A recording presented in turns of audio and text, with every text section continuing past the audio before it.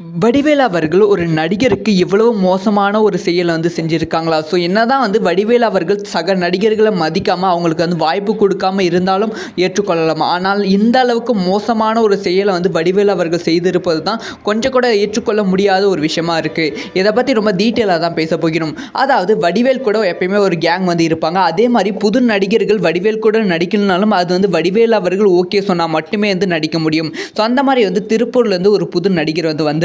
வடிவேல் கூட நடிக்கலாம் அப்படி சொல்லி வந்திருக்காங்க சின்ன சின்ன காமெடி போர்ஷனுக்கு.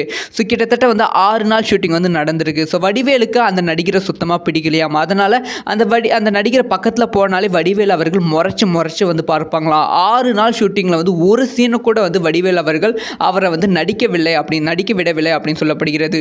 அதனால் அந்த நடிகரை ரொம்ப கோபப்பட்டு, இல்லை சார் நான் நடிக்கலை, நான் மீண்டும் ஊருக்கே போயிடுறேன், எனக்கு ஒரு சீன் கூட கொடுக்கல, ரொம்ப கஷ்டப்படுத்துறீங்க, ரொம்ப அவமானப்படுத்துறீங்க அப்படி சொல்லி டேரக்டர் கிட்ட சொல்லியிருக்காங்க.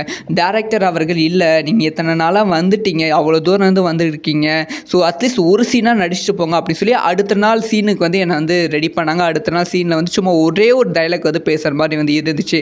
அந்த இடத்துல போய் ஸ்பாட்டுக்கு போய் நின்னா அப்போ வடிவேல் சார் வந்தாங்க. வடிவேல் சார் வந்த உடனே அந்த நடிக்கிற, நீ உன்னை அப்போவே நான் ஊருக்கு போக சொன்னேன், நீ ஏன் நடிக்கிற அப்படின்னு சொல்லி கேட்டாங்க. இல்லை சார் டேரக்டர் சொன்னார் அப்படின்னு சொல்லி அந்த நடிகர் சொல்லியிருக்காங்க.